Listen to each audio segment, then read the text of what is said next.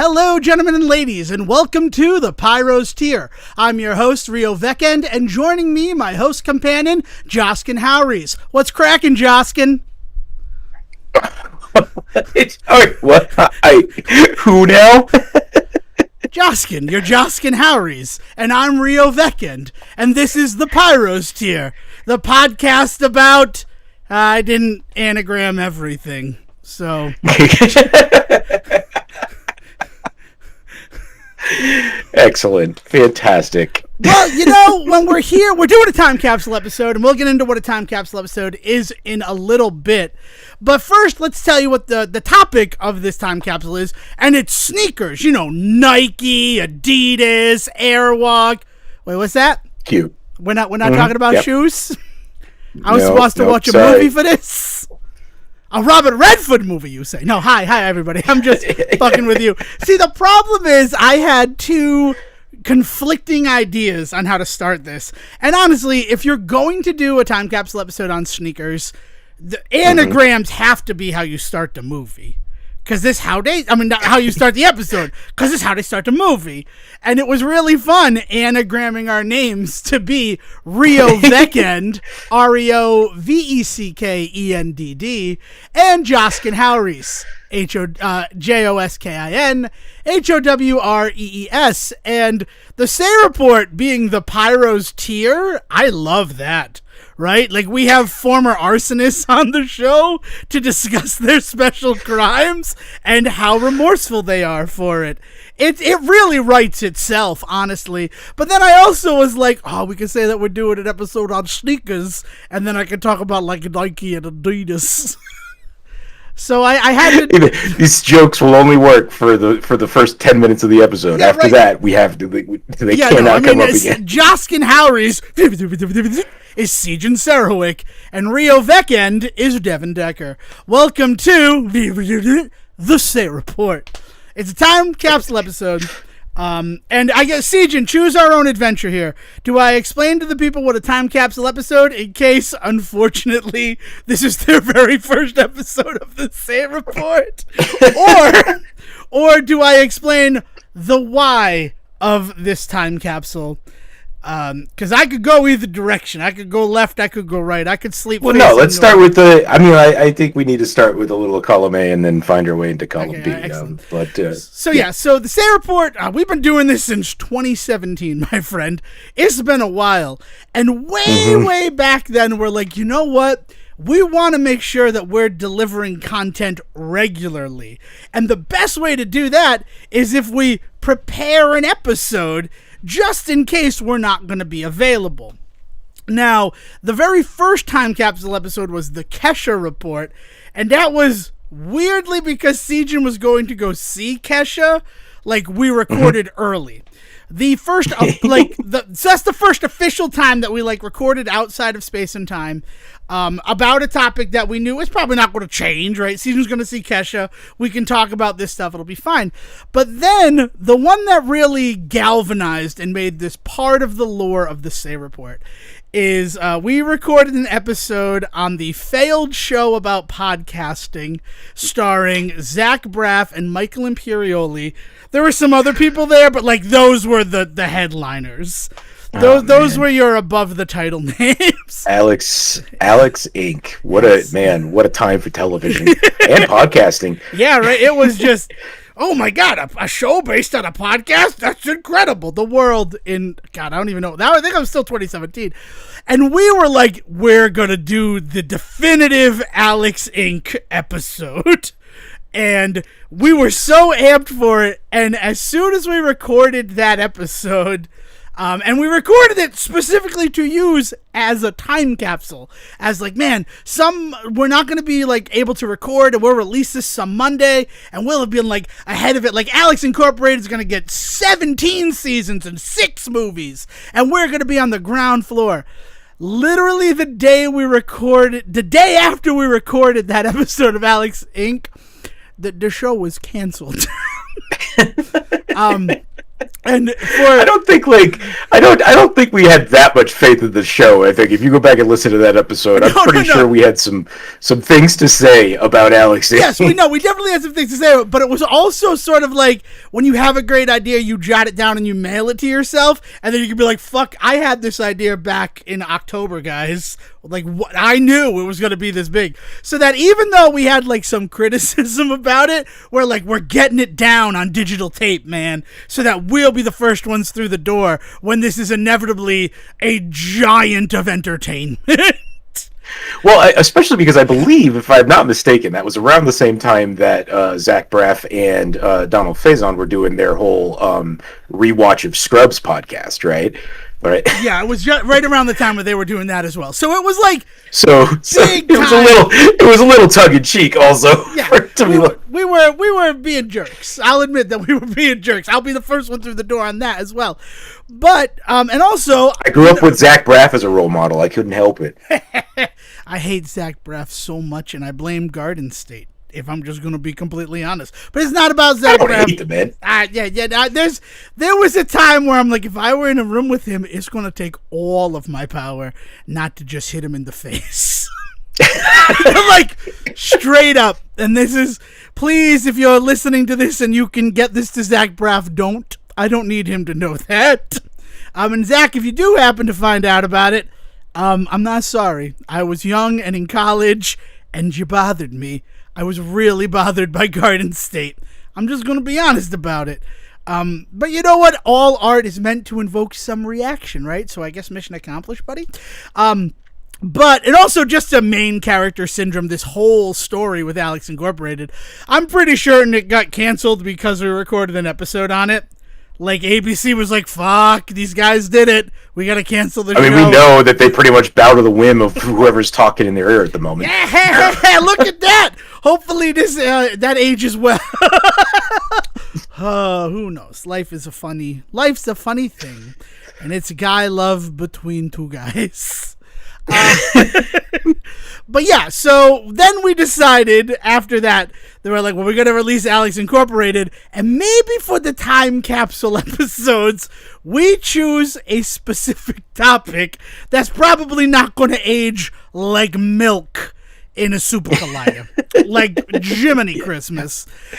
Since then, our time capsules have generally been specific topics, though sometimes, because it is a time capsule and it's why you look back, it is informed by something that has happened in the modern world. And if you're 8 minutes into this episode and you haven't figured out why we recorded this on Wednesday, September 24th, 2025, this episode looking back at the 1992 film Sneakers. That's right, people. We're celebrating its 33rd anniversary. We're so outrageous.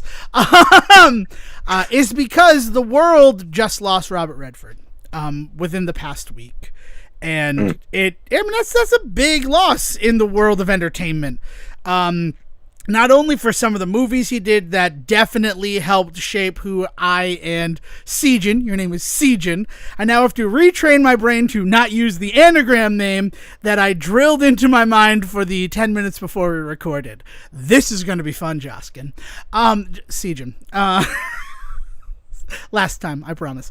Like The Sting was one of those movies that like really spoke to me. Butch Cassidy and a Sundance Kid.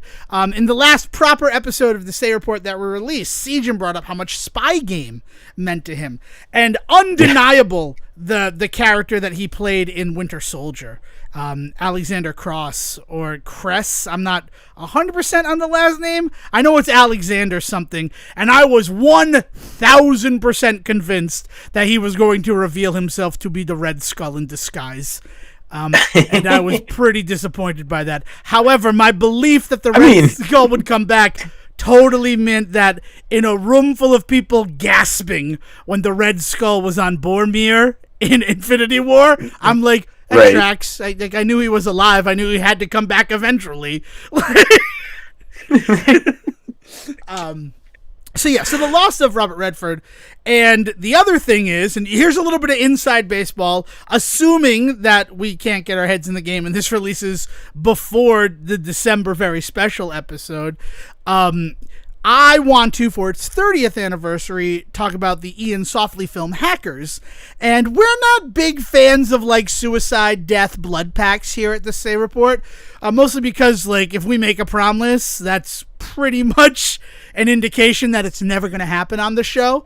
So like, let's not make blood packs and shit.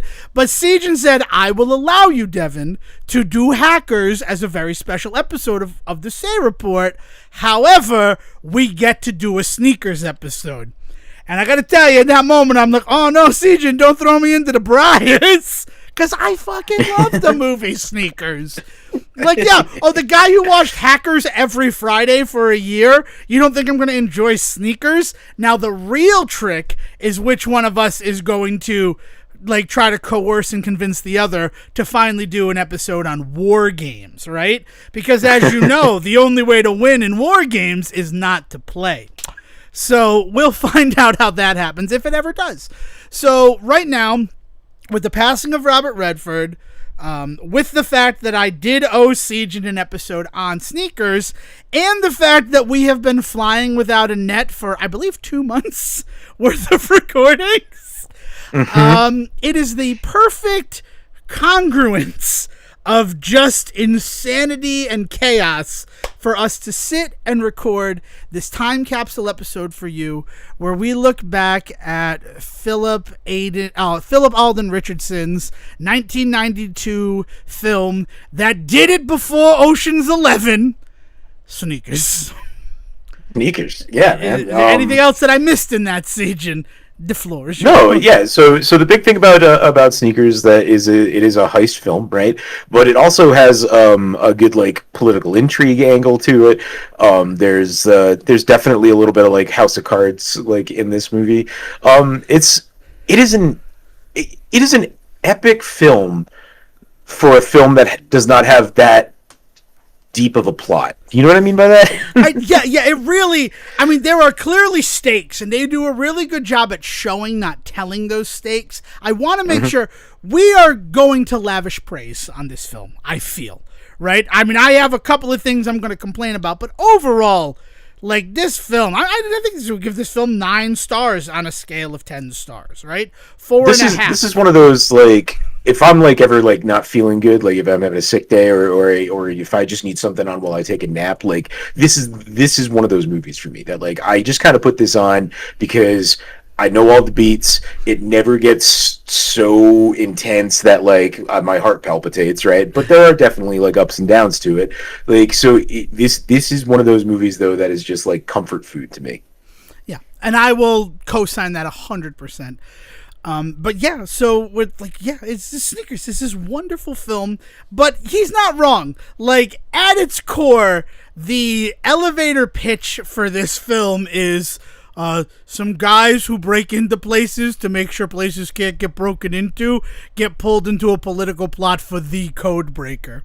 And the executive you're in the elevators with is like, the fuck is that? And it's like, bitch, I just made Field of Dreams. You're gonna let me make this movie. You're gonna let me make this movie.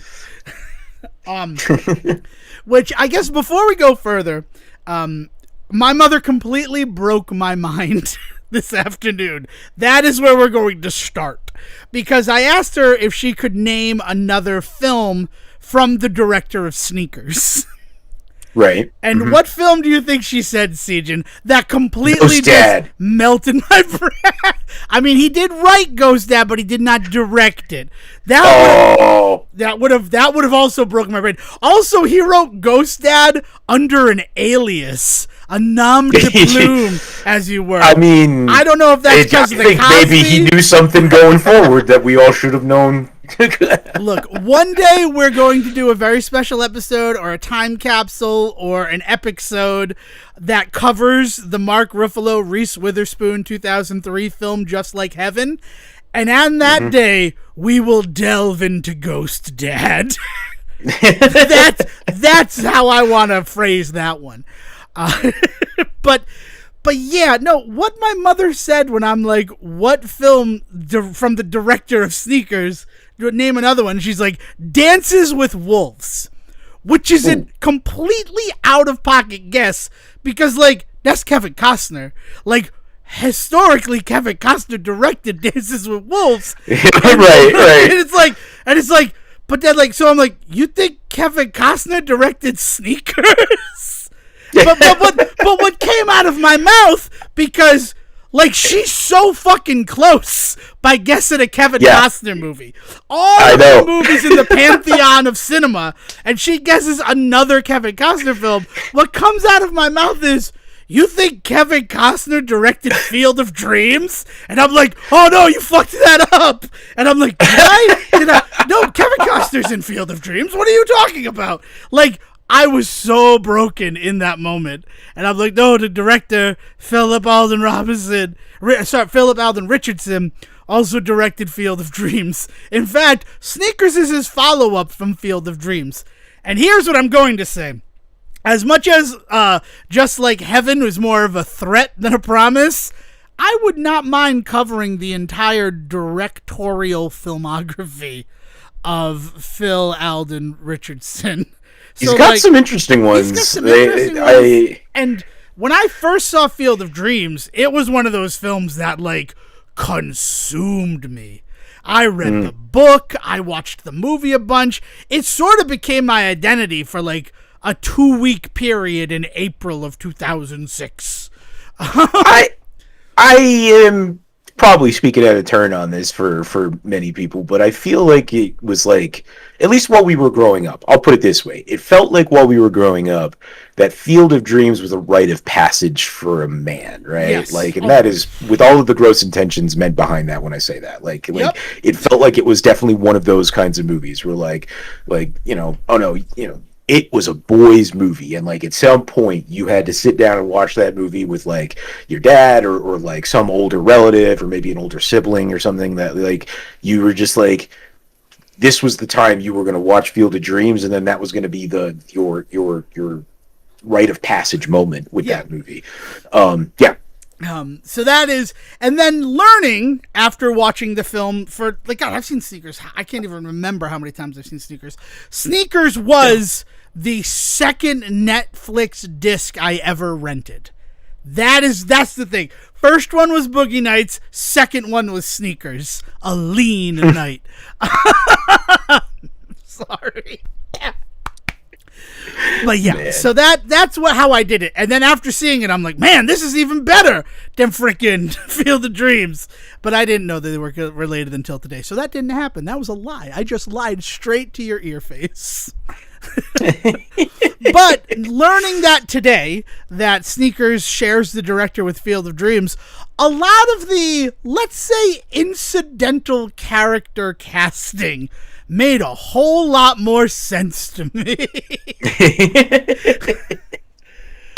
Yeah, right? Yeah. Like, you mean like the big one of James Earl Jones showing up at the end? Yep, but also Timothy Busfield, who plays Kevin Costner's shitty brother-in-law in Field of Dreams. Like, he's always good at playing somebody that you don't quite jive with. I mean, I love Timothy Busfield. Like, just up, down, fantastic. Right. As an actor, he does a fantastic job, but I feel like every time I see him in a movie, my immediate reaction is always just like, nah, don't trust that guy. That guy's up to something. That guy wants something from you. Timothy Busfield showed up in the first 2 episodes of the Cleaning Lady's final season. And he was also the director of those first 2 episodes. And he showed up, and I'm like, man, this guy's a fucking asshole. And I'm glad that, like, he was a fucking asshole, and then he went away. Like, they moved away from that storyline real quick. Because as much as, like, I want to remember the Timothy Busfield who CJ fell in love with in The West Wing. That's the Timothy Busfield I would like to bronze and put upon a pedestal. I don't want to think about the fact that he was Poindexter in Revenge of the Nerds. Mostly because I don't want to think about Revenge of the Nerds. But look, like, we all made a lot of mistakes in the 80s. But I love what he's doing in this film. It's wonderful. Which, I guess before we go any further, I busted out my Leonard Maltin 2015 movie guide. Now, the Leonard Maltin game, from like Doug Loves Movies and things like that, there's a ways to guess, but we already know the movie. So at Siege, and what I'd like to try to see from you is how... If I could guess what order? Negative, yeah.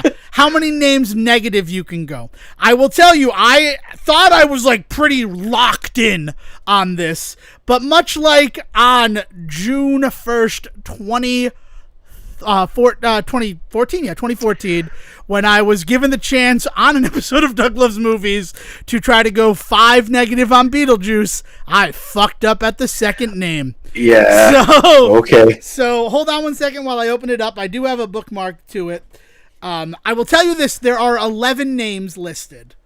So okay. Whenever you're ready, starting from the top, my friend. Oh man, I could probably maybe go 3. I'm not gonna push my luck with that. Okay, that's fine. But like, we're gonna keep going. Even if you get 3 and you called your shot, you win. But then we're gonna go further from there. We're gonna see how deep you can go. Yeah, I mean, so I feel like it has to be Redford up top. Robert right? Redford is number 1. Like I said, I went negative Robert 1 Redford here, so that's it.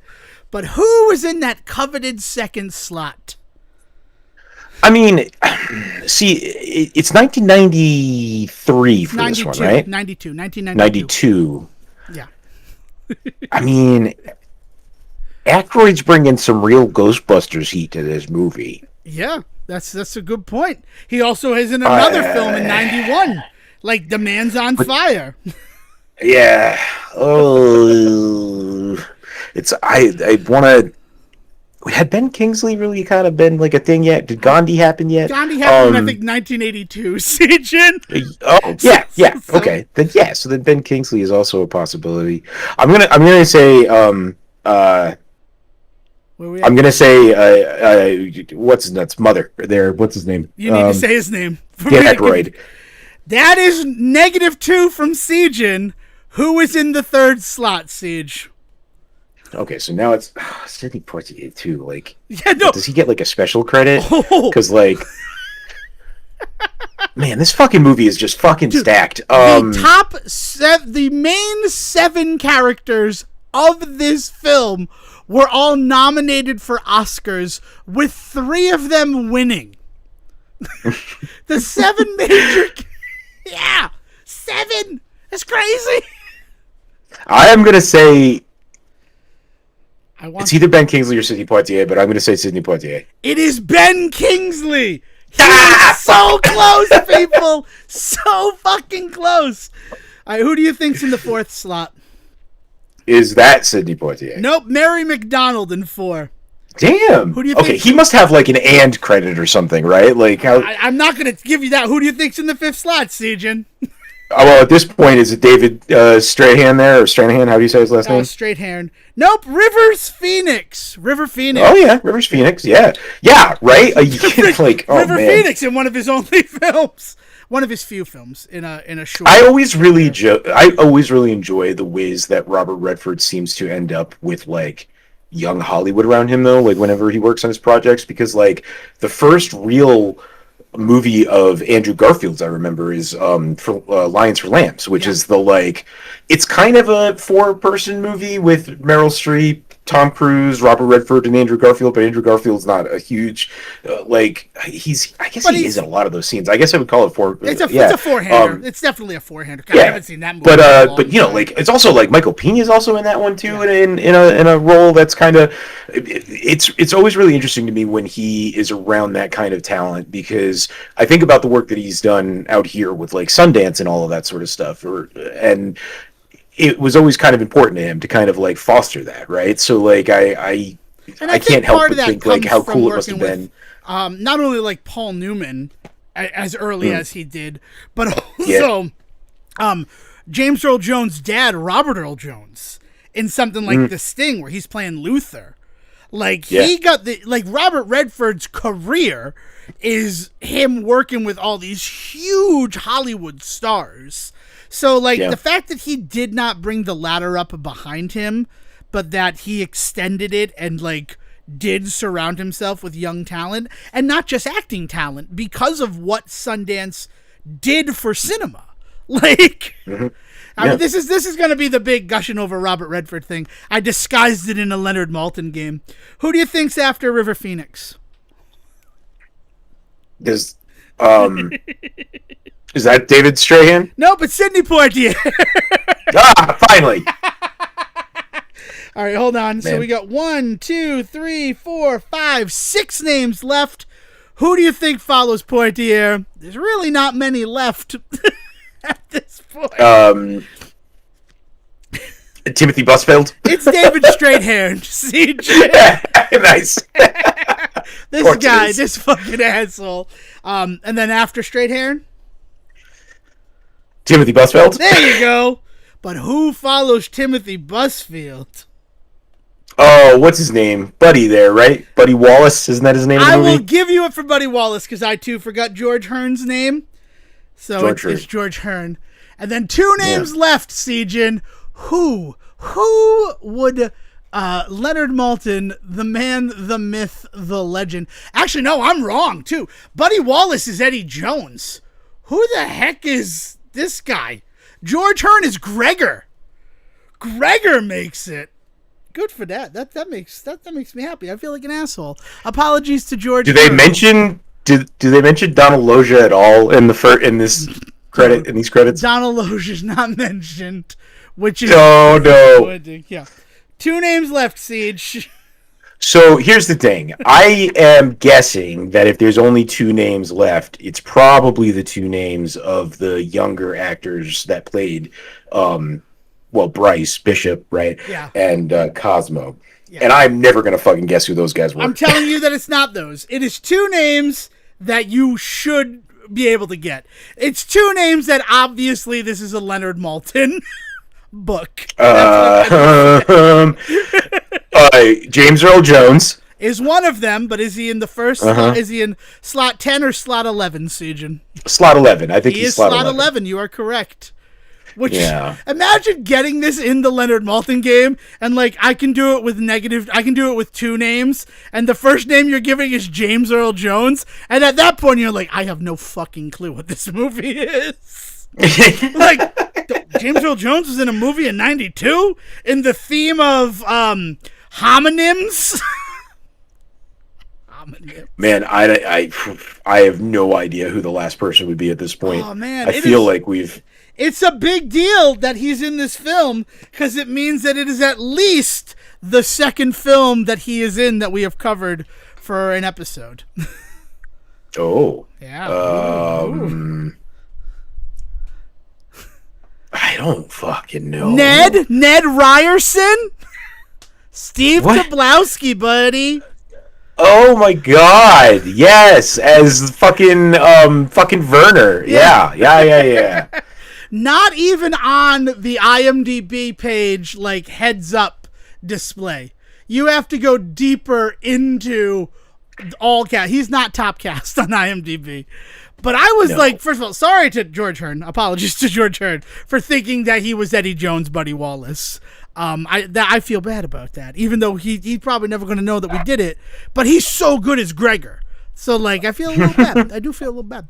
But it was real fun to be like, I bet I could go like 7 deep. I bet I know how it is. But, and I did something I don't usually do for these. That is 1,000%, at least for the top 7, how they are listed in the trailer. Which means, Siege, and I watched the trailer for Sneakers. Nice. Which is something that you often ask me to do.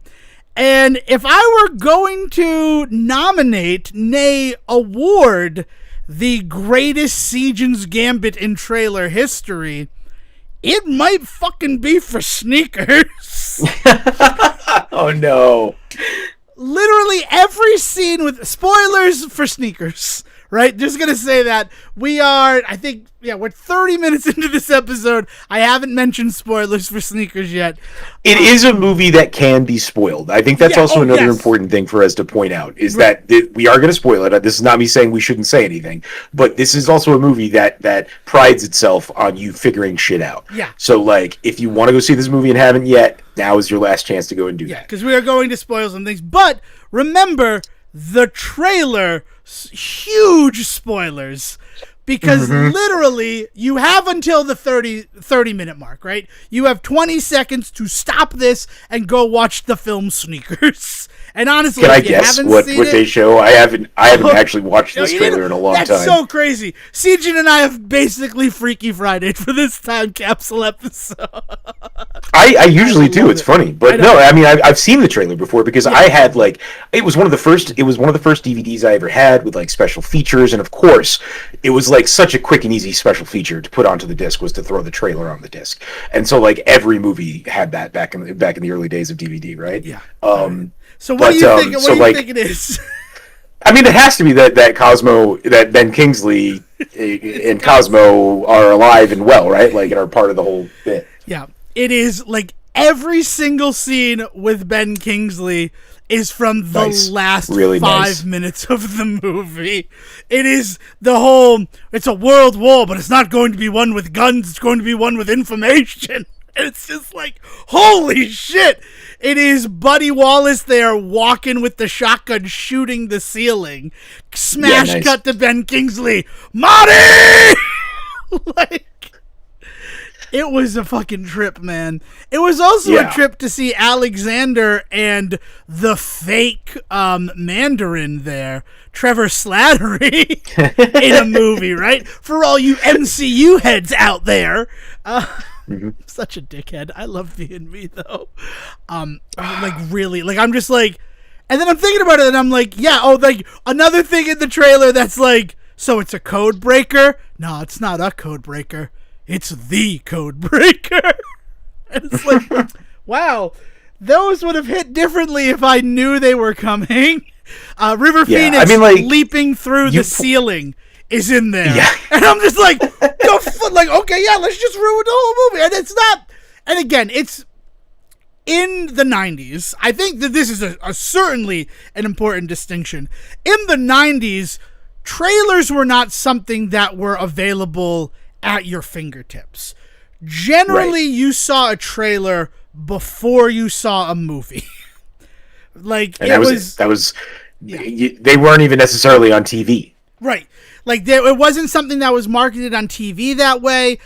Movie marketing, like, through most of the 90s was weirdly, like, restricted to the theaters and to, like, print advertising.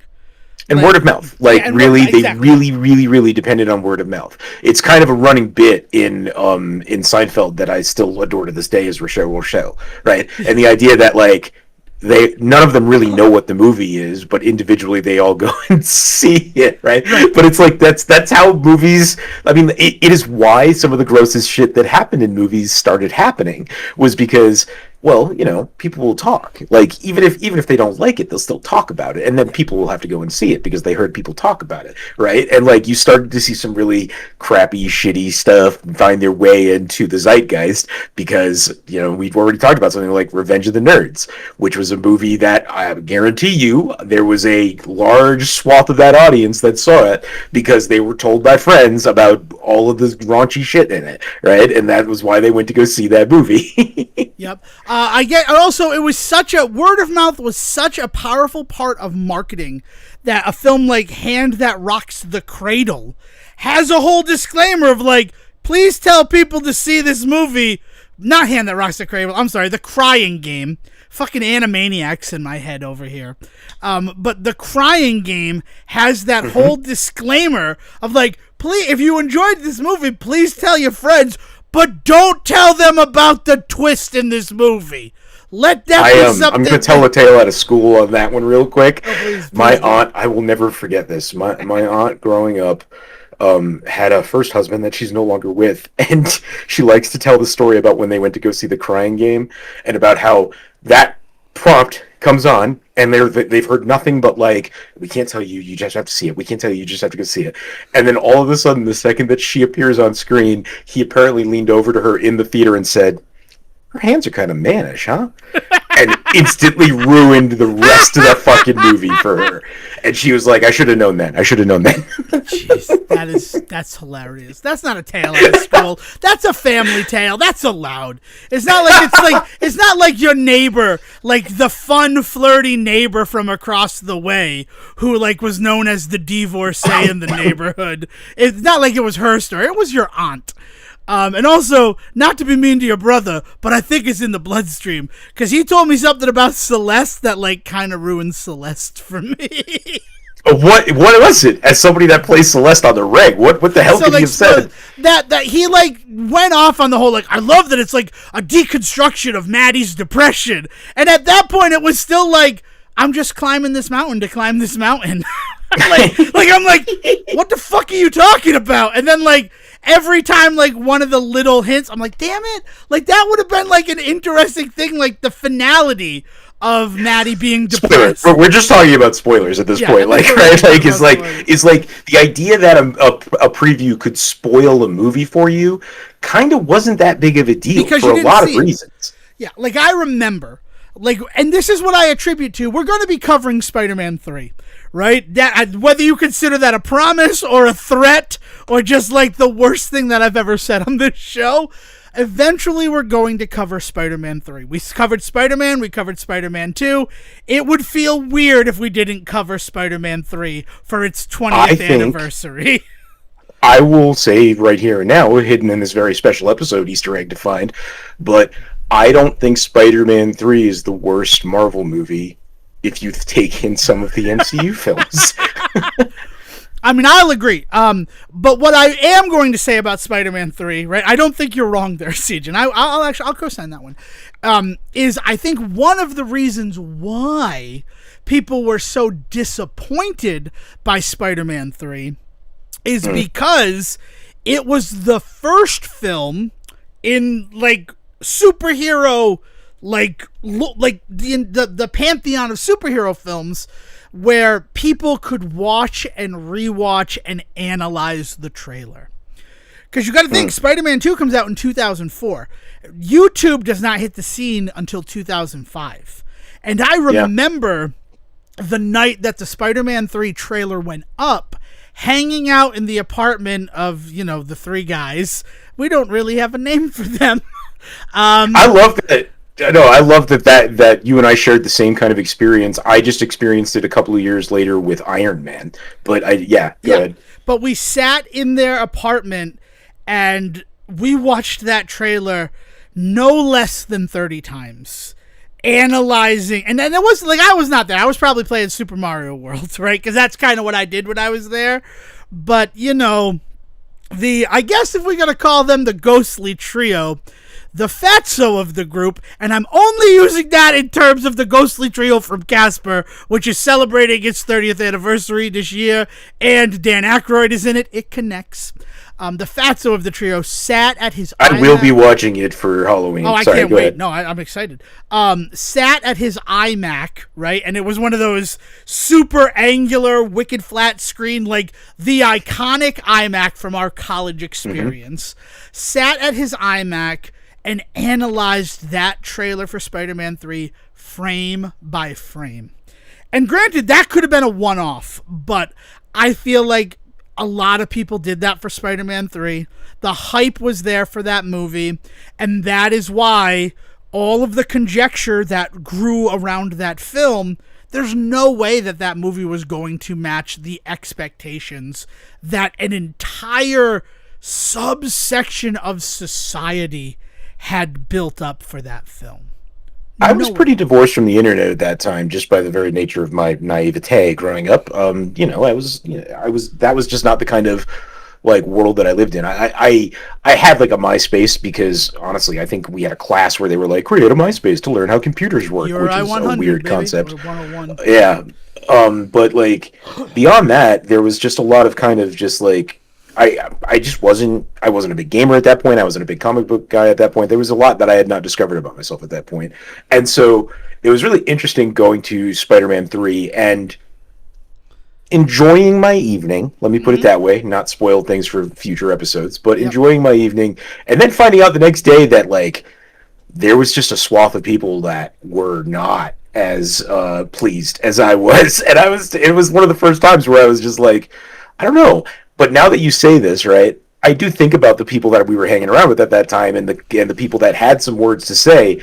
They were definitely the kind of people that would have sat around and watched that preview and like had those feelings. And meanwhile, I, who would really probably saw the preview once or twice before other movies that I had seen that year, like I went into that movie and I saw it for what it was at the time. It was problematic in a lot of ways, not as good as what I enjoyed into and all that other stuff, but I still didn't like hate my night out, right? Some people were like regretting like the staying up for the midnight premiere stuff, and that was harsh shit. In the defense, right, and again, not to cannibalize this future episode where we look at Spider-Man 3, a large contingency of those people who were regretting that midnight viewing of Spider-Man 3 had tech for the one-act festival the next day. I was one of them. Yeah, okay. I thought you were part of it. I wasn't sure. I knew who I went to go see that movie with, and yeah, I can't wait to tell that story in a later episode. But you know what? You're probably sitting there, you're like, I thought this is 40 minutes into the episode on Sneakers. I thought they were going to talk more about the film Sneakers, and what you've missed the point. And what we're talking about is how technology grew and changed right in front of us, and how cinema grew and changed right in front of us. And if there is one theme that is ever present in the film Sneakers, it is the fact of just how quickly technology is now evolving in an open space. Because one of the other big things about the film Sneakers, being made in 1991, releasing in 1992, is that it is the first time in like technological history that we weren't in the Cold War. We were not engaged in a technological arms race with Russia. And weirdly, without that there, and you can argue, right? Even the movie argues that, like, just because the USSR isn't around anymore doesn't necessarily mean that Russia still isn't up to their old tricks, right? That's what George Hearn's Gregor character is kind of all about. Yeah, right. But it is one of those opportunities where, like, information was no longer weaponized. Information was something that we could kind of give to everybody. And one of the, unintended side effects of that with a freedom of information was, with more eyes on the problem, unexpected solutions emerged. And that is almost exactly what this film is about.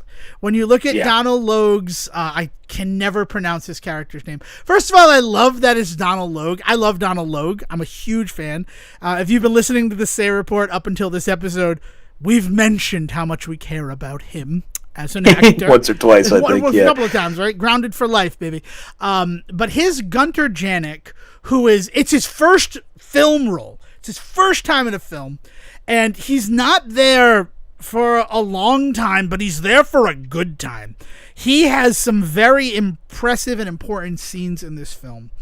And what he's discovered, a way to solve basically the RSA algorithm that is the core of all modern, like, mathematical encryption in computers, that's something that we would want to find. And with it not being like locked behind government and military research, of course some like random physicist is going to stumble upon the answer, right? Well, and this movie does a really good job in terms of presenting the tech, in that like they give you just enough to ground it, but then they're always happy to talk about it, and then it gets more complicated than that, but we don't need to go there.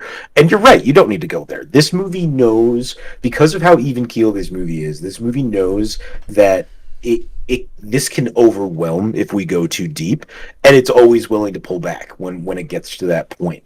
And so like there's a ton of stuff that goes on with the tech in this movie that is fabulous. I mean, the touching the various nodes to get like the frequencies for the phones and shit like that. I mean, like there was a huge like hacking scandal back in I think it was in the 80s where it turned out like what the hacker was doing was just going into payphones and calling places, but then he would call places with automated systems, and then he would use an audio device to play specific tones that would fuck up the audio systems on the other side, and he was able to get into like security systems and shit with it.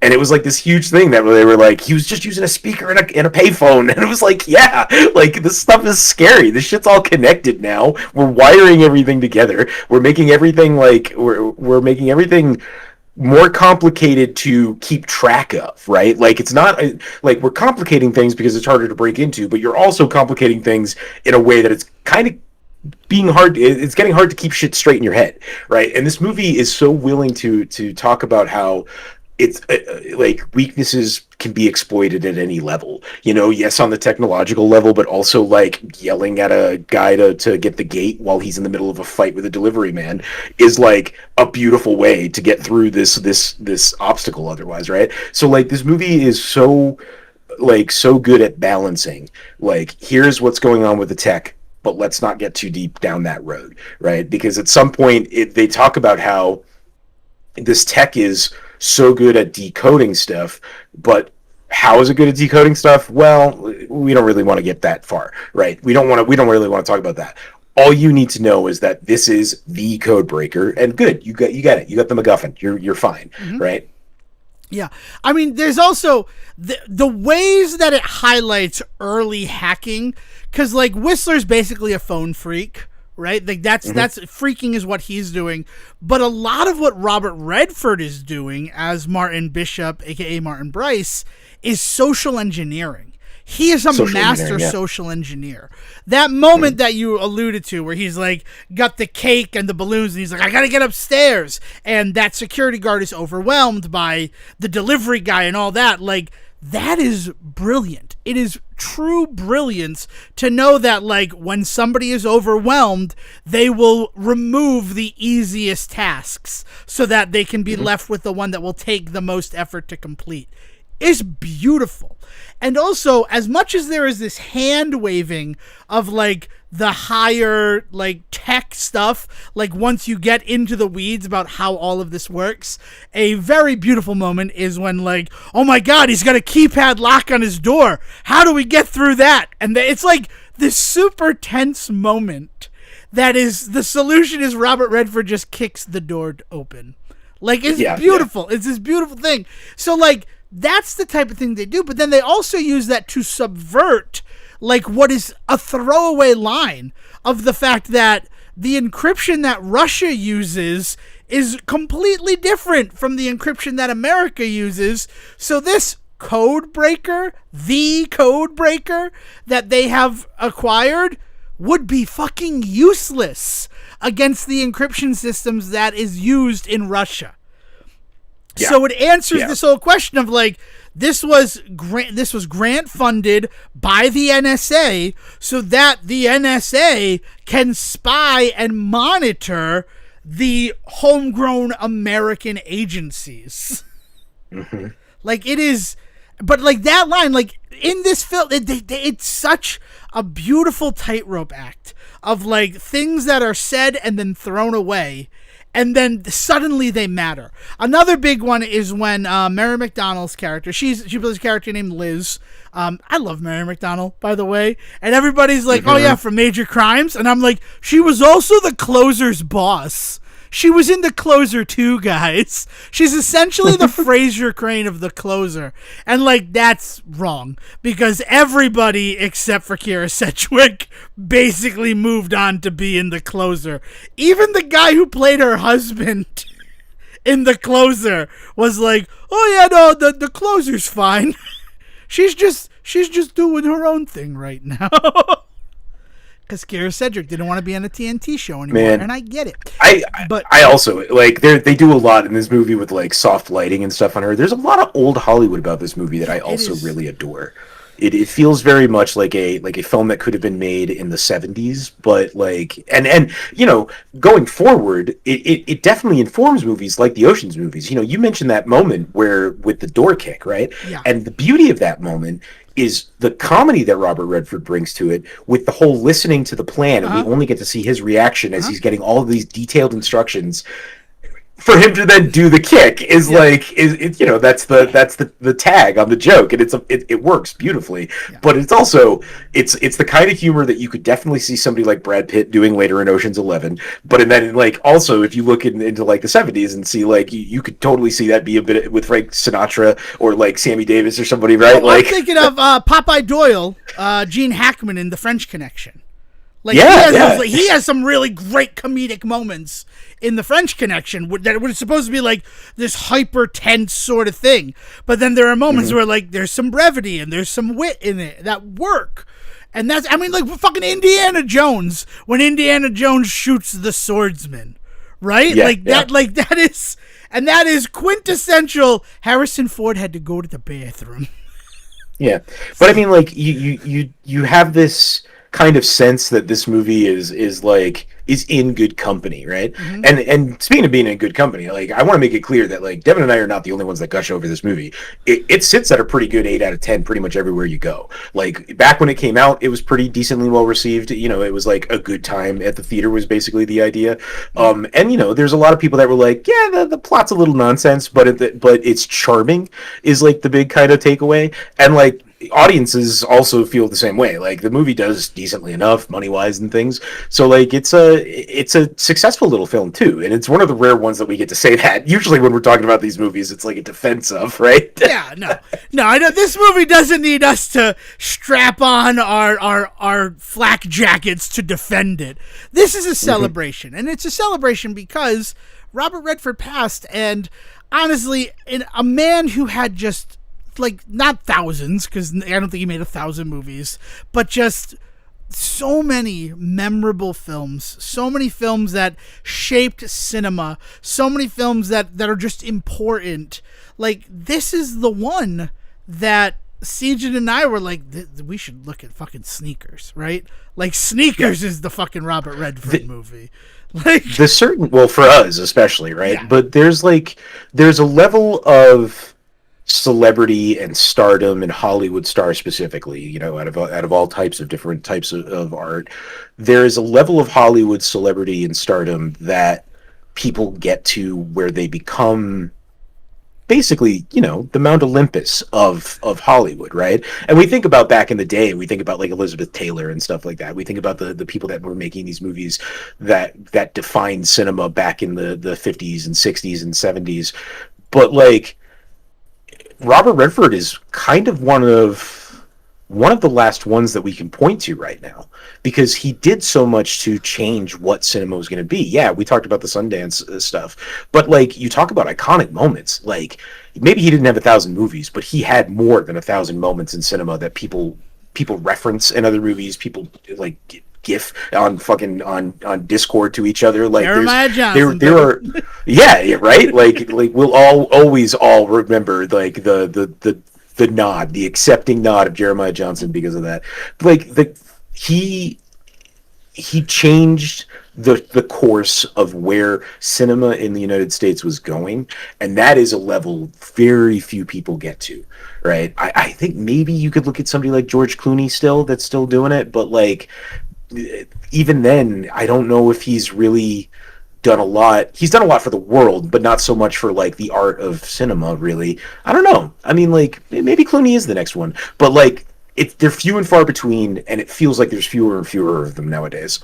I mean, I would, like, part of the reason why I compare this to Ocean's 11, it's a heist film, but the big thing is, and this thing that, like, we've had conversations with people, distinct conversations we've had with people regarding Ocean's 11, and really the whole trilogy of Ocean's 11, Ocean's 12, and Ocean 13, in the fact that, like, how, like, it was all this star power, and they were all willing to work together.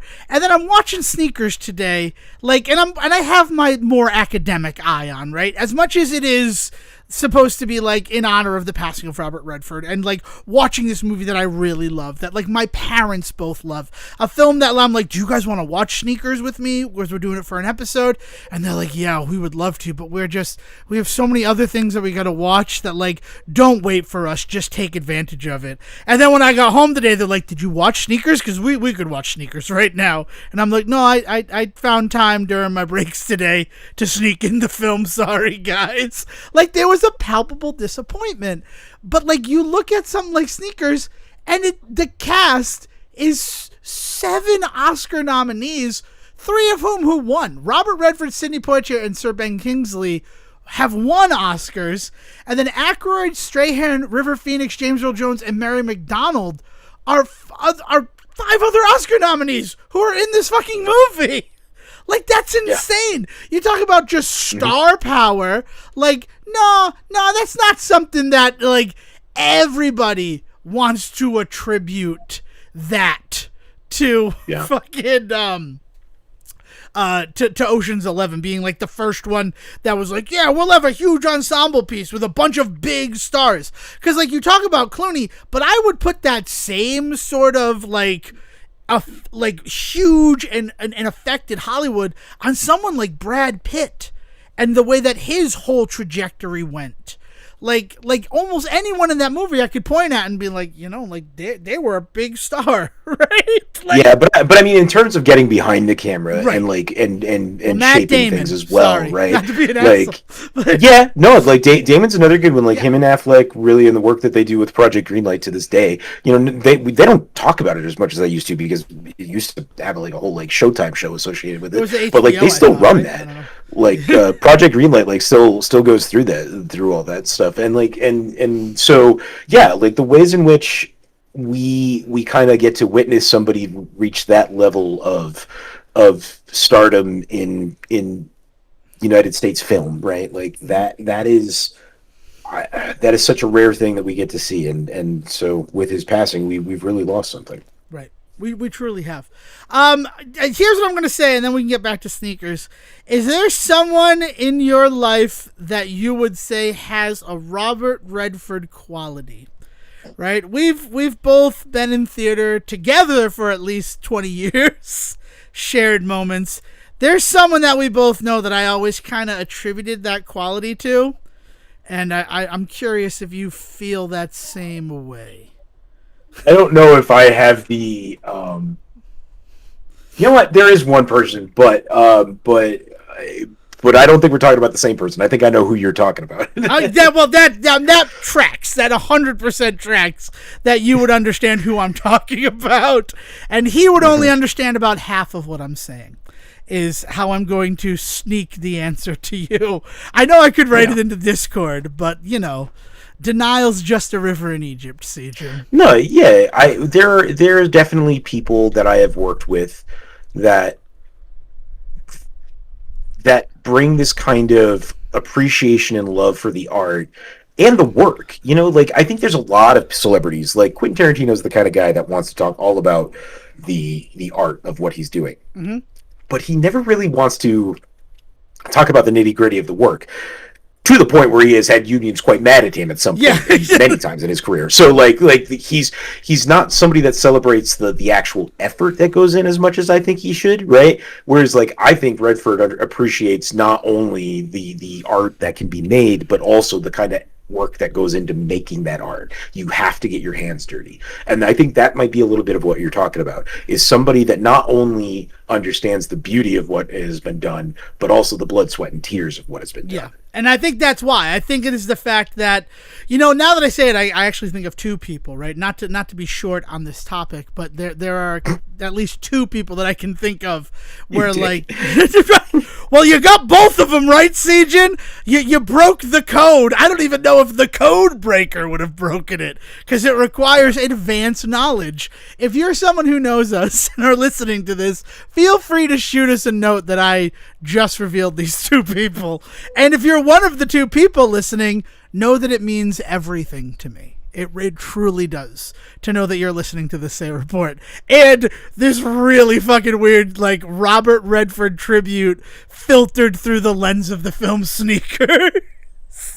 That has been kind of everything but talking about the film Sneakers. No, I'm kidding. No, I mean, because he did have bigger movies than this. Like I'd be foolish to, like, as much as I could sit here and be like, everybody loved this movie. I also know that this movie is not the first movie that a lot of Robert Redford fans point to. It's what we point to it, right? And that's why we picked it. But like, no, people would talk about, you know, Butch Cassidy. People would talk about Jeremiah Johnson. People would talk about, you know, the what's the one when he's in prison? Brew Break? Brubaker? Yeah. All the President's Men. Yeah. Let's talk about All the President's Men. Or The Natural.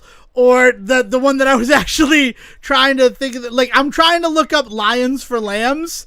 Because I'm fairly certain, like, that got Oscar nominations. It didn't. It got 3 nominations. But one of them was from the International Film Music Critic. That's not important. But, like, Meryl Streep got 2 nominations for her work in that film. Though one of them was the AARP Movies for Grown-Ups Awards. But, like, even other movies that we had mentioned prior to this moment in this episode are certainly, like, more well-regarded than well, it's more of that this movie is so inoffensive that it doesn't really stick for a lot of people.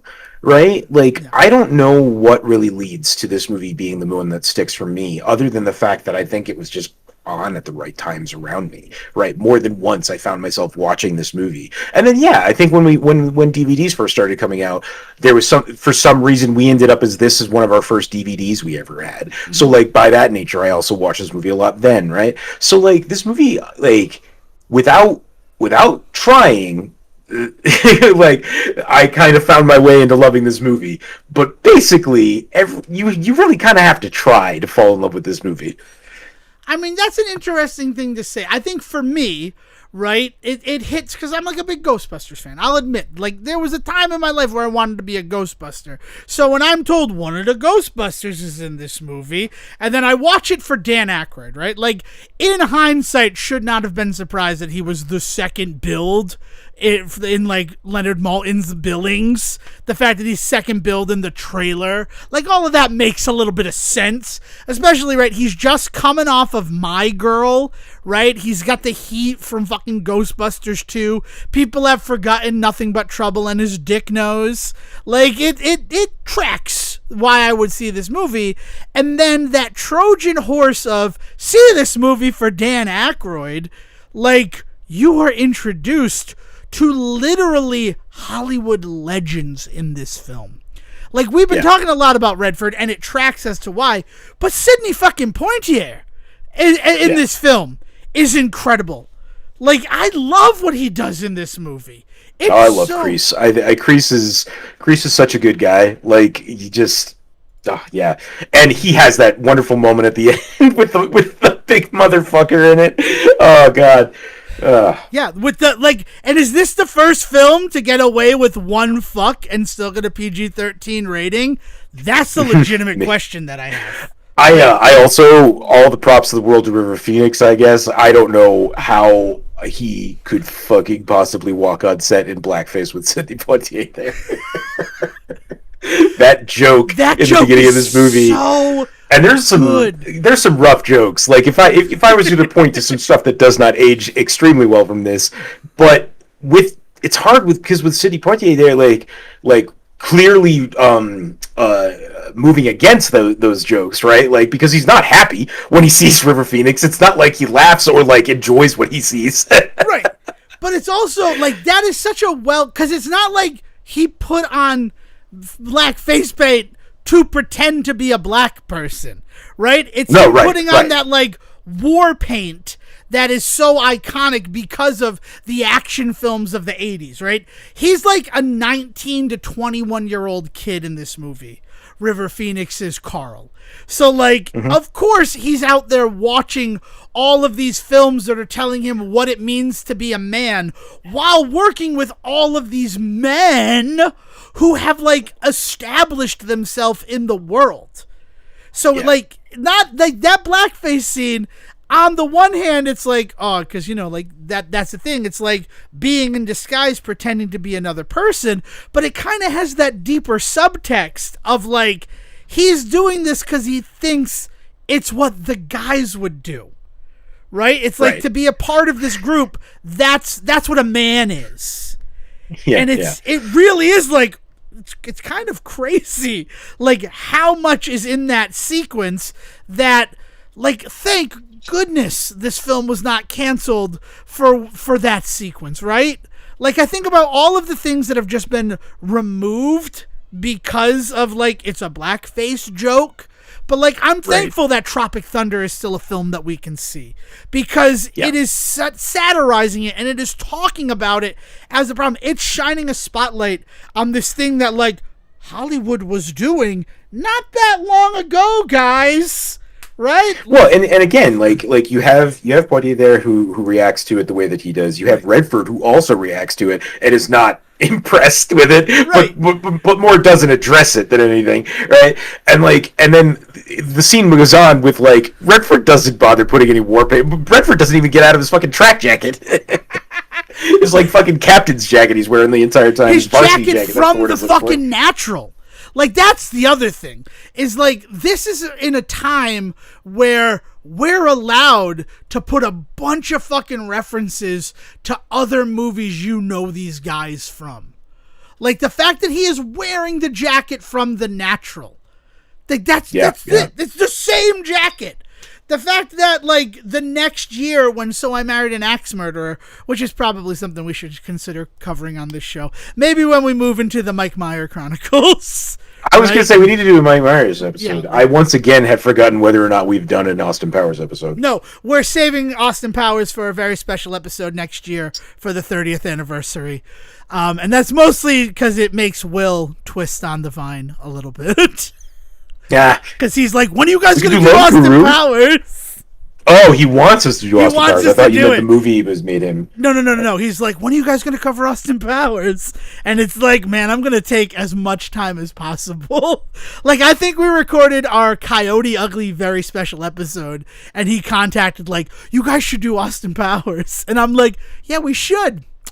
We're going to make you wait for it, though, William. And that was before. Like, you know what? Now I'm seeing that the whole Adam Sandler challenge was retaliatory. Yeah, man. But like, I River Phoenix like handles that, and I want to just like I want to throw all the praise in the world on River Phoenix in this movie, because also like he has this wonderful kind of not arc, but you discover a lot more about his character. So it's really kind of an arc in what we can see in him, and you really get to pick up on why he's part of the group, because why these guys that do what they do trust him and depend on him, because he is dependable, right? And he's also a little bit of that like new school kind of mix of everything, because he does all the shit that Redford does in terms of playing characters, walking in, getting in people's faces, but he also knows how to handle a lot of the tech stuff as well. And in fact, he is often the one that is assisting Whistler and or Mother, depending on the scene, right? He is often the one that they are turning to say, go grab me this tool, go do this, push this. Like, it's really cool to see how his character is so well defined, despite the fact that the focus is never really on him. Right. It's this really interesting thing. The whole character of Carl is beautiful, because all of those moments where Whistler is like, go get me this, or Mother's like, can you do this, or do you hear that? Like, it kind of feels like those moments that are shown so often in television of like a father and son fixing a car. Those are moments where like they are teaching him their trade, because they don't want to do it forever. It's not so much I'm not going to be here forever and someone else should have my knowledge. It is that acknowledgement that someday I'm not going to be able to do this anymore, and Bishop's gonna need somebody. Yeah. So they find this like perfectly raw piece of clay that they can mold into the perfect sneaker.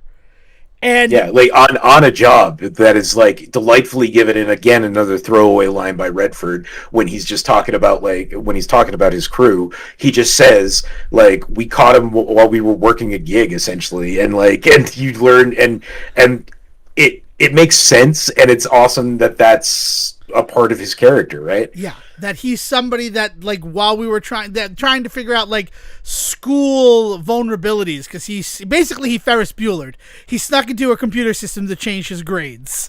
And rather than, like, send him to jail for that as, like, an 18-year-old kid, they're like, you should come work for us, because you got some raw talent. We'd really like to shape that into something. And then, so you clearly see the parts where they're shaping him, all three of them. Mm-hmm. And I think like that's also one of the important things with like that scene with Kreese and the whole blackface is that like he doesn't really understand how to impart his knowledge to Carl. And Carl doesn't really know what knowledge to take from Kreese. Because what Kreese is bringing to the table is like military experience and like how to handle firearms and shit. Like stuff that like maybe in this line of work it's necessary, but like is probably the fourth tier of what you should focus on. But secretly he's the Batman of this Justice League, right? Like he's bringing the muscle and the strategy to their raw knowledge, and they need, basically he is aiming them, and they need somebody to aim them in the right direction for things. You know, it happens so many times where he gives them direct like things to do, but then it leads to them figuring other stuff out, like and it's a really good relationship that he has with all of them. And you're right, I don't think that he's figured out quite how to nail that with Carl yet, because we don't see it much in the movie. But yeah, it's the character development for everybody in this movie is fascinating, because you feel like you haven't spent a lot of time with these people, but then also it feels like you've been spending too much time with these people sometimes. Like, and like there's all of these like it really is all more about the characters than it is about the actual plot line, which, to the Ocean's 11 comparison again, just to keep bringing that up, that was one of the big things that made that movie work so well, is that it wasn't just a good heist movie. Also, every single distinct character was just a blast to watch on screen. Yeah, everybody is a fully designed character in that film, and it's wonderful. It's why you can watch those movies over and over again, and I think it's why, like, I'm able to watch this movie over and over and over again, is because, you know what, this viewing, right, and I'll admit it with this one, this was my big Whistler viewing, right, because Whistler is this beautiful phone freak. He's portrayed as a blind man who, like, because of that has almost superhuman hearing. And, like, that's a big part of phone freaking, right? Understanding these subtle differences between tones and things like that. Mm-hmm. Like, it's wonderful. It's just wonderful. And, like, I focused on him this viewing of the movie, and I enjoyed that. Much like the first time I watched it, I focused on Mother. Because, like, you know, I liked the movie Hackers already, and I like Dan Aykroyd. It's one of those situations where, each time you watch this film, you get to know, and I don't want to sound like an asshole, but you get to know your friends a little bit better. Yeah, no, you're totally. I was also really watching it for him this time around, because of all of the great work that Clooney has done. Just to bring up Clooney, I guess again, with Good Night and Good Luck, which was a project of his that was so grand. Yeah. Actually, I think it's what he got nominated for the Oscar for, right? Yeah. I'm fairly certain. Yeah. And also, like, to go back to the Kreese of it all, like, I really love that You'd All Be Chalk Outlines Without Me. Like, he knows what he brings to that table, and I really like it. Mm-hmm. He is, to compare to something besides Ocean's 11, the show Scorpion, which I always joke about Scorpion kind of being like a hacker show, but really it's sneakers. Right? Like that, like, I love Scorpion. I think it's great. It's a bunch of geniuses, all with their specialized stuff. And then you have Ralph as sort of the Carl, and they're trying to shape his genius to their unique ways of genius and make him better, make sure the next generation is better. And Donald Kreese, right? Sidney Poitier is Robert Patrick's Cabe Gallo. He is the FBI agent. He's Homeland. He's the Homeland agent who is assigned to this group of people because at some point their genius is going to get them into the kind of trouble that only fists and firearms can get you out of. Yeah, no. It's he's the Elliot for the Leverage reference as well, right? Like that idea. But you need that. But what's really interesting is that he's not just like a meathead. He is also a strategist. He's the one that they depend on when Redford gets stuck in the room with the lover there, the other doctor.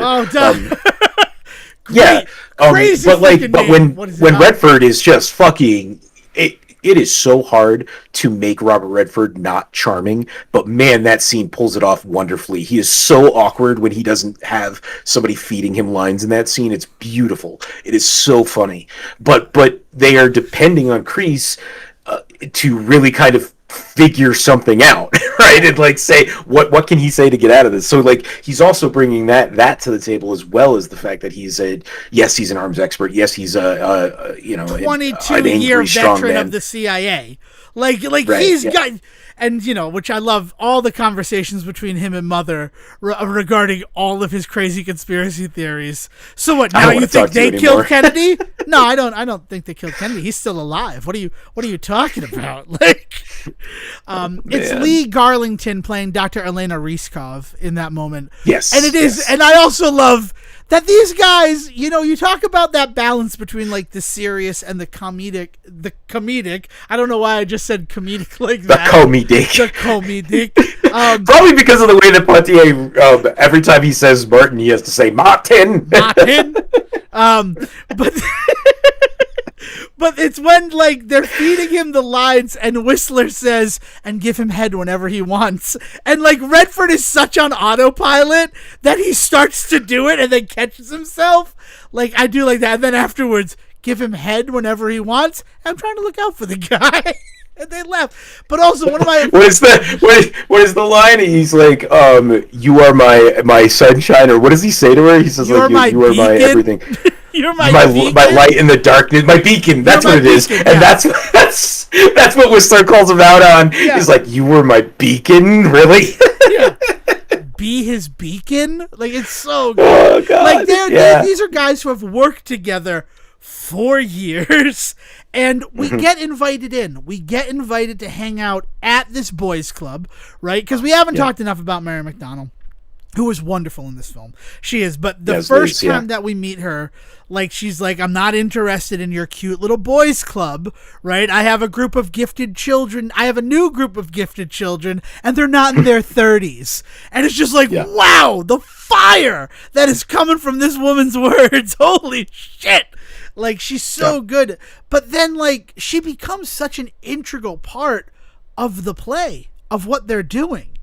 Like, it's well, and you get the impression that she had rolled with them for a little bit, but like just didn't want it, right? And so like we know that she's bringing some expertise to the table. We're not sure where, and then we get to see it. It's this like playing the bait is an important part of all of it, right? And the way that she works with Tobolowsky there, that as Werner, right? And all of the scenes that she has with him are just ridiculous, like silly stuff, but man, so much fun to watch. Yeah, I mean, if to go with the Scorpion comparisons, she's like Paige. She is, I can't remember that actress's name. She's the crazy one. She was on American Idol, and then she was in Smash, and McPherson, something McPherson. Ella? No, not Ella McPherson. Now I need to look up. I'm gonna go via Smash. Because that's it. She's married to a very old person. And that is what, like, everybody knows about her. And I'm like, that's just mean. She's so much more than that. Wow. Deborah Messing and Jack Davenport are the first two who get credits on Smash when you type that in. Catherine McPhee. Yeah. Who's she married to? Is that up there? Because I want to say that guy's name. If I can. David Foster. Since 2019. David Foster Wallace? No, just David Foster. And he was born in 1949. Catherine McPhee, I think, 1984. So, like, there's a bit of an age gap there. I understand why people, when she comes up, that might be one of the first three things you mention about Catherine McPhee. The world's crazy sometimes, Siege, and it just really is. It really is. But Catherine McPhee's Paige in Scorpion, where she focuses them, right? And I think, like, with their help, they're able to be a group of people who are able to function on their own. But, like, all of those, like, just, they're the type of people who, like, probably get fixated on things, probably like get distracted very easily. And if we're going to work together as a team, if we're going to do this as a job, like We need somebody who understands intelligence and how. Oh, you want to talk about it. biting lines in this movie? This movie's full of them. That first, right after the opening credits, where we get to see Bishop, right now Martin Bryce, Bishop, now Bishop, yeah, doing the whole heist at the bank. And it's then revealed, okay, he's working for the bank to show them where they're lacking in security, and then he has that whole moment with the receptionist. Han Yi's line it's in the trailer, which is so disappointing because I'm like, that one. As much as there's so much, like, literally, this is the second to last scene of the movie that you guys just showed me. But Han Yi's line of, like, where she's like, "And you make a living? Yeah, not a very good one." Like, oh, you fucking bitch. Like, what the hell? Ouch. Like, it's such a good burn. She hands him that check. Yeah. And like, but it really sells the fact that later, when they're offered $175,000, right? That's the total that they're offered. Like, split amongst them, like, they jump on it, right? Well, yeah, I mean, that's 35 each. That's life-changing money for what these guys have been living. Is it 1,000 or is it million? I'm pretty sure it's only 1,000. Yeah, there's no way that they would offer a million. Let's see, 175. Nope, that's not in there at all. And I also got a fun little boop noise for putting a 5 in there. That is. Yeah, I understand why. There's also that, like, there is, like, we talk about just character development and, like, small little lines of dialogue when they're trying to find the person who will basically honeypot Werner to get his voice verification phrase. And they're like, what about Barbara? And he's like, no, she thinks that what we do is juvenile. It's why she divorced me. It's like, oh shit, Mother's got a backstory. Good thing he's not Robert Redford, because I don't really care. I gotta be honest with you. That line of dialogue told me everything I needed to know about this.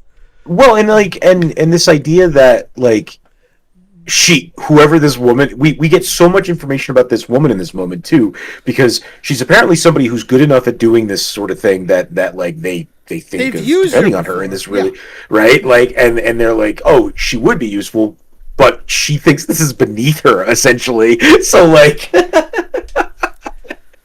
like, we learn a lot about this person we never otherwise hear about or meet. Yeah, it's just, it's so...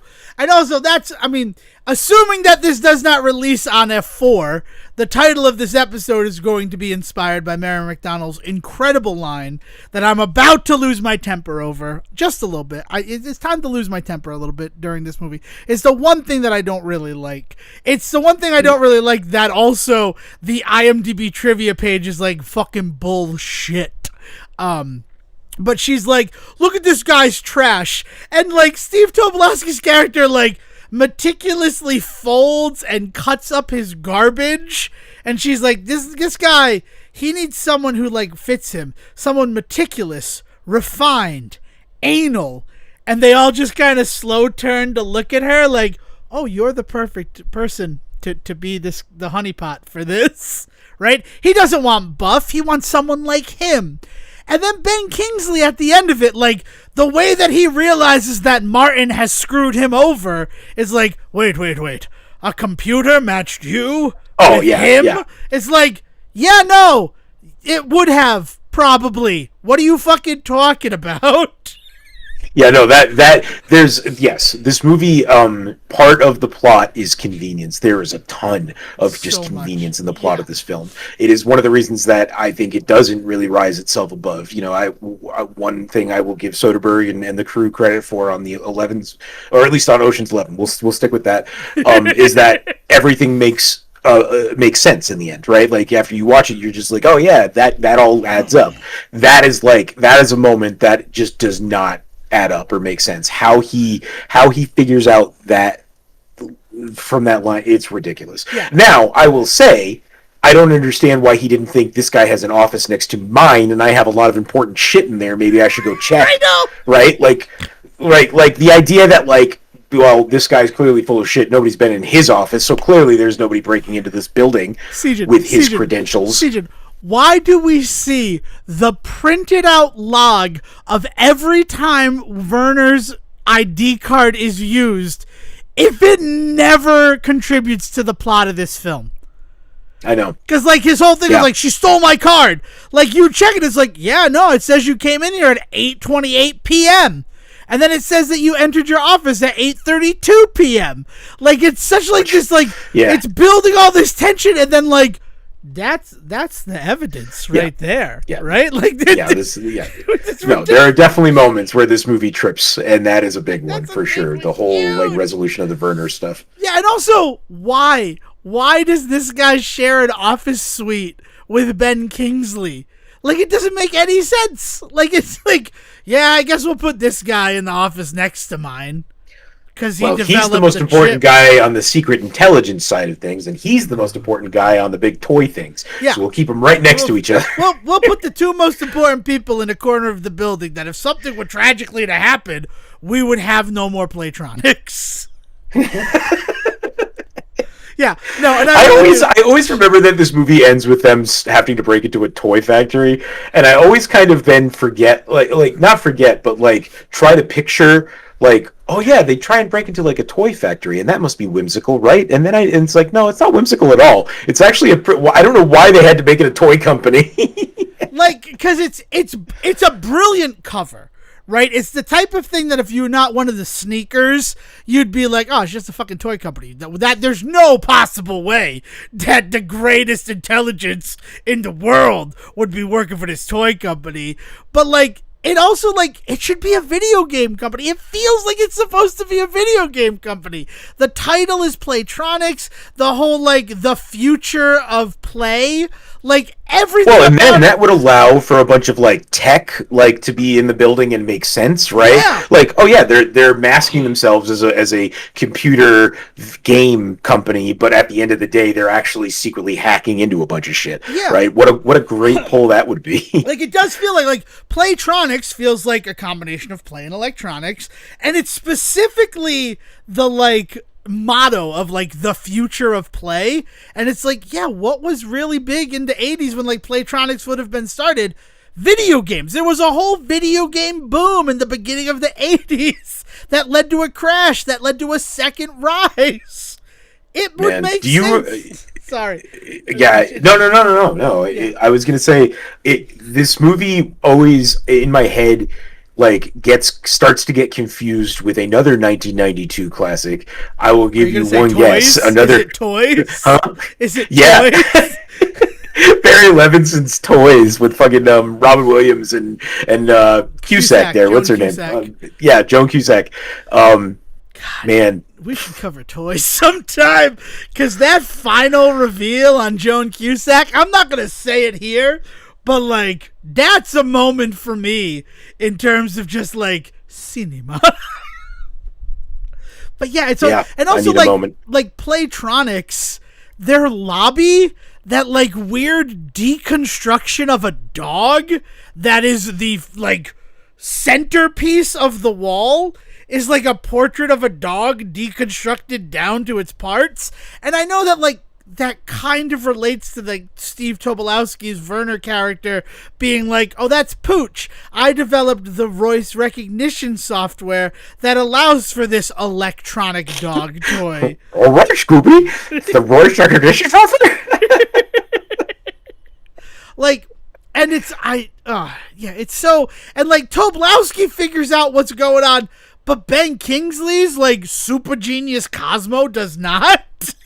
Yeah, right. Yeah, there's a lot of, just especially in the third act of this movie where things just kind of have to work out. They just do. Yeah. So yeah. Which I do have to say, I do like, so the IMDb, I want to read it in its entirety.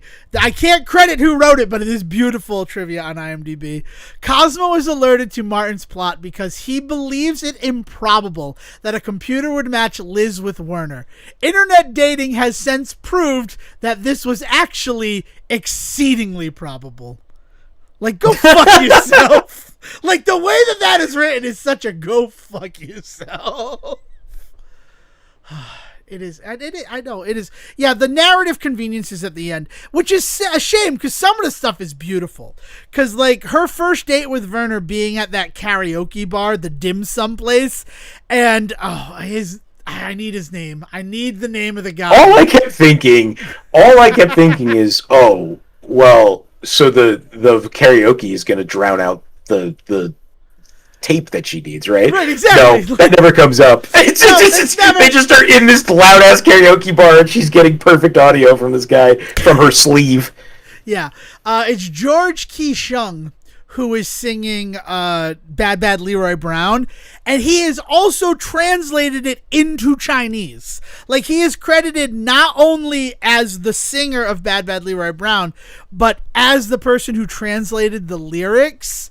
And that moment works for me on so many levels, but mostly because the lyric in that song is, you know, he saw a girl named Doris and ooh, that girl looked nice. And her cover name is Doris. It's like just such fun movie shit. And like, there's so like the fact that he's wearing the jacket from The Natural, the fact that like the final sequence is very similar to the end of 3 Days of the Condor. The song that plays after the first successful heist is Chain of Fools. Yeah. Which is so on the nose because of what they then discover, right? Is like yeah, the soundtrack's pretty rad. I'm pretty down on the soundtrack for this movie. It works so well. But like, also like James Earl Jones, his line at the end, and like, remember, this never happened, is basically word for word what he says at the end of Hunt for Red October. So like, yeah, okay, lots of fun things going on in this movie. Mm-hmm. And of course, that's why, like, I'm sad that Robert Redford is dead. So I just want to watch my fun, feel-good Robert Redford film. As much as I like The Sting, there's some hard shit in The Sting. There's some. The Sting is a little bit more joyful though than like Butch Cassidy and stuff. Oh God, yeah, Butch. Which also has joyful moments, but like raindrops keep falling on my head when they're riding on that. It's beautiful. It's beautiful. The fact that they're in basically a polyamorous relationship really works for me in Butch Cassidy and the Sundance Kid. I'm not gonna lie. When I saw that movie for the first time, I'm like, damn, I like that they're just like, yeah, no, we're all dating. All three of us are dating. She just loves them both. Yeah. It's very similar to I can't think of it. Semi-Pro. The mustache guy, the bandit. So it's Woody Harrelson and David Koechner, right? As the two guys. Where? In what? No, not Semi-Pro. I'm not talking. That's a different movie. Is that a remake? What the hell is the guy? The guy, the freaking Smokey and the Bandit. What is his name? Todd Ferguson. Burt Reynolds. Thank you. I need this Burt Reynolds movie because it's Burt Reynolds and Chris Christopherson, and they're football players, and they are dating a woman too. No, it's not The Longest Yard. I think it might also be Semi-Pro, which then adds a whole other level to what you're bringing up about the other film. So let me get this. Not The Longest Yard. Yeah, but the joke in the Will Ferrell Semi-Pro about David Koechner's character being such a big fan of Woody Harrelson's character that he doesn't care that his wife is cheating on him with Woody Harrelson. Right, exactly. It's so good. What the hell is the name of this movie? I watched it. Oh, is it like Semi-Tough is the name of the movie. A three-way friendship between two free-spirited professional football players and the owner's daughter becomes compromised when two of them become romantically involved. And then like, no, the whole resolve is like, no, we'll all just be together. Yeah. It's Reynolds, Christopherson, and Jill Clayburgh plays the owner's daughter. It's an interesting little film. Semi-Tough. And then, to bring up Semi-Pro and that whole thing, I understand how I conflated them in my head. Movies are fun. We're having fun with movies in this episode. Now I'm going to go watch Semi-Pro. I love that movie. It's a great... so silly. I'm going to love you, sexy. Like, it's so good. They invent the alley-oop. Sorry, yeah. We're talking about... Is there anything else to say on this that we haven't touched on? Like, I mean, Busfield, I love Timothy Busfield in this film. I want to make sure that we give that, because he plays such like a goofy, like, oh, of course I'm a federal agent sort of thing that first time. But then when we see him at Playtronics and he's got like the slicked back hair and he just looks and like the sleeves rolled up, right? Yeah, like he like looks like, I'm gonna fucking fuck you up, Redford. Like, that's really good. I love Whistler driving. I think that is one of the most like cheer-inducing moments in a film. We haven't really talked about Ben Kingsley, which is sad, but I love the character of Cosmo. I think he's such an interesting character. I wish he showed up somehow earlier. That's my only thing. Like, yeah. I love the reveal that Cosmo is there and alive, but I almost kind of wish like Ben Kingsley had introduced himself under a false name earlier in the movie or something. Because I just wanted more of him. He was just such a great villain by the time he shows up. So good, and it is, and I love that how quickly they fall into old patterns. Right? They've clearly been they have not spoken to each other in, let's say, 30 years. It's a little bit more than 30 years, because it's like December 1969, while one member of the Four Seasons was getting laid for the first time. This guy was going to jail. I'm such a dick. Right? Late December back. So it's about 25. So, yeah. It's about 25 years later then, right? Yeah. Is the math on that? Yeah, that tracks. So it's about 25 years have passed. Yeah, that tracks. And yeah, so like the fact that they have not spoken to each other, and Redford clearly like kept up on the guy because he knew that he had quote unquote died while in prison, which that's a moment too, right? Because we are getting to know these people, and none of his team know that a former teammate he let get caught with the bag and then die in prison. Right? Yeah, and that's it's a little bit squishier than that. He doesn't like let him get caught so much as like he shows up and the cops are there. He does what you would kind of I understand the motivation that we're supposed to see in Cosmo's actions and all that, and the idea that like, oh, you left me, you didn't stick up for or any of that. But I find it really hard to relate to.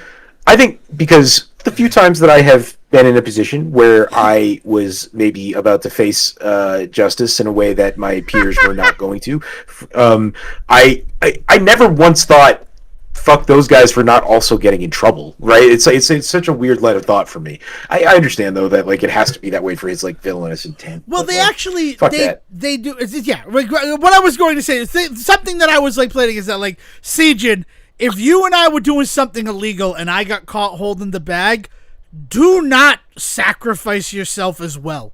Because I'm not going to say that you were involved. I'm the idiot who got caught holding the bag. That is my burden to bear. I understand. There's like some like implication that somehow like Marty like kind of pushed him or coerced him into it, and it was like, you told us we wouldn't get caught, we wouldn't get in trouble, and I went to prison and all that stuff. But it's like you're supposed to be smart. Yeah, right. Like, and also they do a really good job at like, it's kind of his fault. The whole pick a hand and whatever hand has the coin in it. Like, if you find the coin, I'll be the asshole who goes and gets the pizza. And then the reveal that he cheated to make sure that there was no way he would have to leave. Yeah. Like, you know what that's called? That's called consequences, right?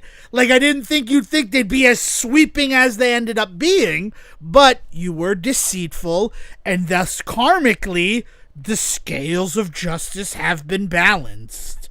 Yeah. Right? Like, yeah. It sucks, but that's how it happens. Like, and that is a beautiful little moment in the film, because it's like, all right, so like I do kind of want to feel bad for him, and we see Martin go back and try to warn him, right? We see that moment. He tries to get his attention and let him know he's just too late. He's unable to warn his friend, but he tries. Well, and then that moment gets mirrored later when Whistler is playing with the box and is like, do you want to shut down air traffic control? Do you want to crash a few passenger planes? Yeah, like, that is an insane statement. Right, and like Marty like loses his like fucking cool at that moment and is like, get the fuck off of it. Like him, and Kreese is already there, but But that's when yeah, Marty's it is really interesting to see that moment when we know what happened the last time they were kind of in a situation like this. When Marty specifically was in a situation like this. Yeah, it's heavy, but it's like, yeah, we don't really get enough of and they do great stuff, like him telling his whole origin of how he survived and how like he ponied up to, you know, organized crime families while in prison, and they gave him the second chance and allowed him to become like his rebirth after jail. Is really interesting stuff, but yeah, there's just not enough of it. And it's kind of a shame. It is. Yeah. I'll admit that it is a shame. Because it's Ben fucking Kingsley. I want more of him. I always want more of him. The best part of Shang-Chi, a film that is full of great moments, is the fact that Trevor Slattery comes back. Sorry. Yeah. I can't think of the guy who plays Shang-Chi's name right now, but Ben Kingsley steals your movie. Excuse me. Yeah, no, I love this movie. I'm glad that we got to talk about it, especially in memory of Robert Redford and the work that he has done, and the way that I'm still going to get to enjoy the work that he's done for time to come. It's true, right? Like, it's not like that's such a weird thing about like our modern world, right? And like people who are famous and who are known in the public eye, like. He's gone, but he's not going to be forgotten, right? Not to get all Pixar, Coco, remember me. But, like, we're going to remember Robert Redford. And it's it's not just because of the handful of films that he made that were, like, hugely affecting, like, cinema history, but just everything else that he did for the art and for the world. And it's a passing that hit. It was one that hit, and like sometimes, like we talk about when famous people pass away, right? It is a thing. We have a Discord, or we have a personal Discord that we engage in, and a lot of the time it's fucking toy pictures and GIFs and DVDs that are used. But dear God, why would I ever want to use scratch and sniff DVD? You already scratched away all the sniff, you son of a bitch. Yeah, but I thought the one with the athlete's foot would be on the DVD, and it wasn't.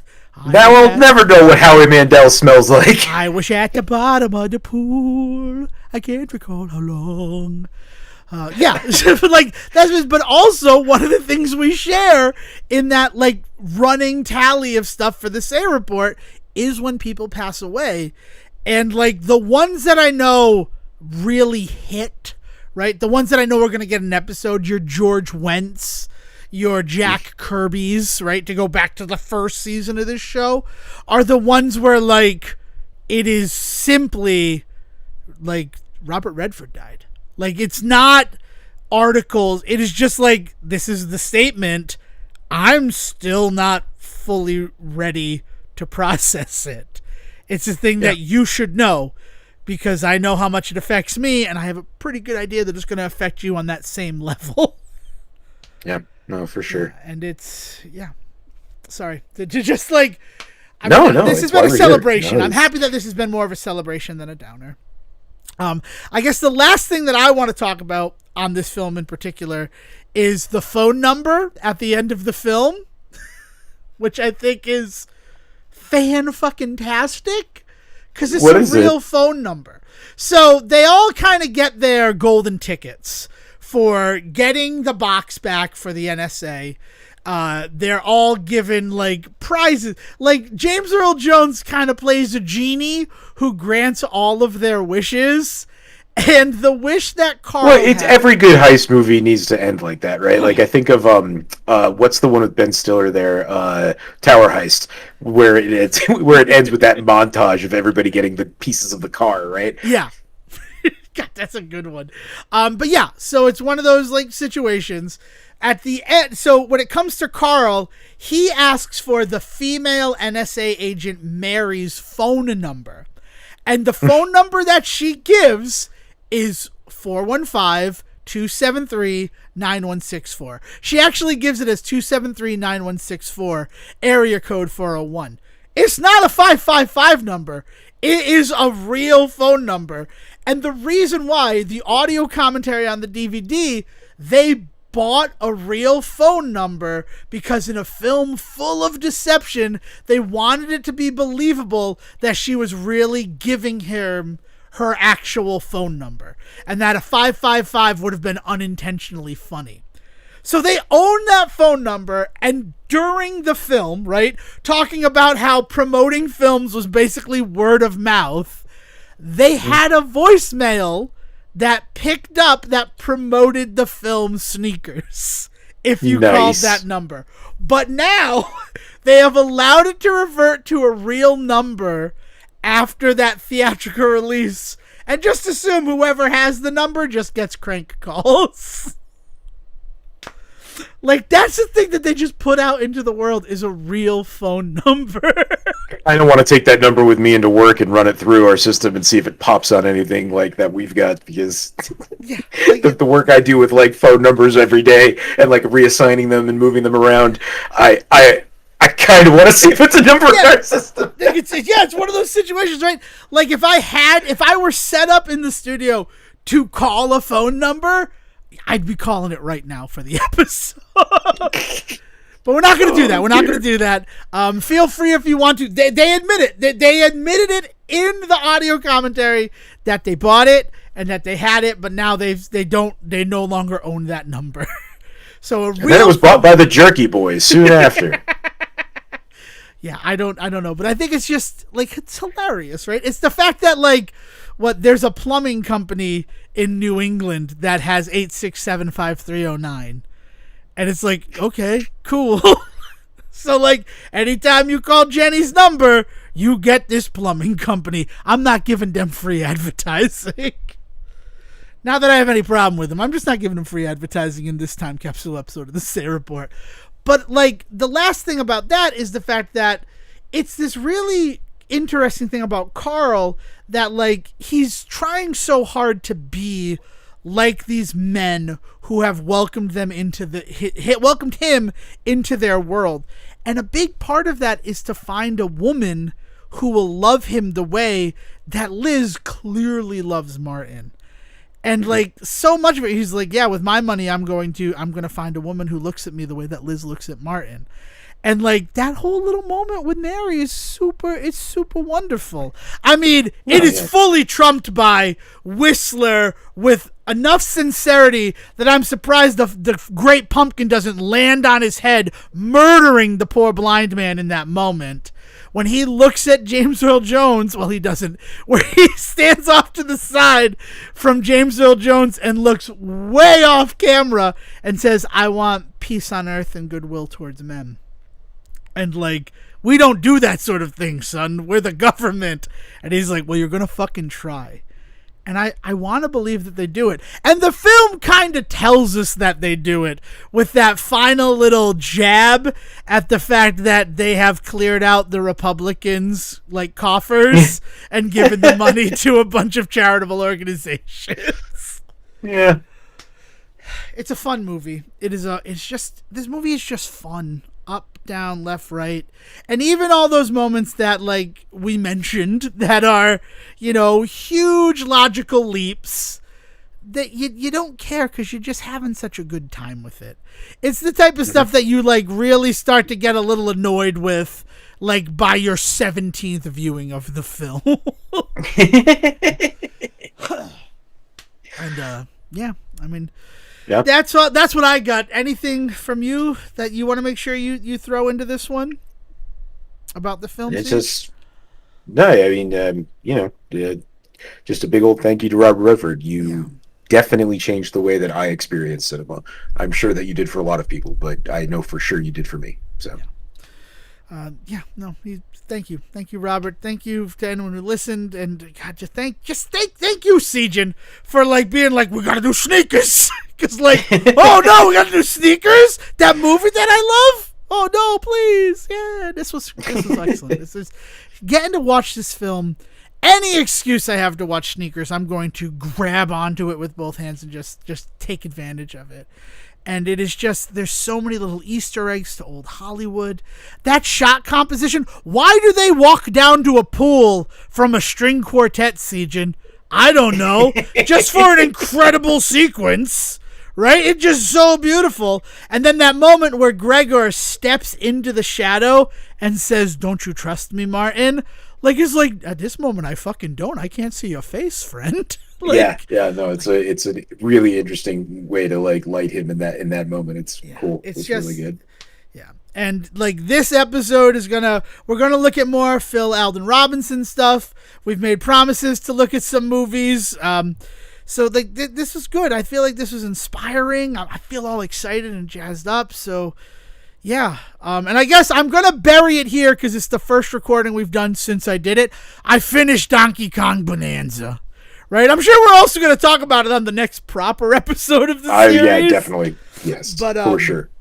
But know that it happened on September 22nd. It almost happened on September 21st, but I was falling asleep when I got to the final area. And I'm glad that I waited a day. That's what I'm going to say. All right. But yeah, we'll have to do it. So that's done.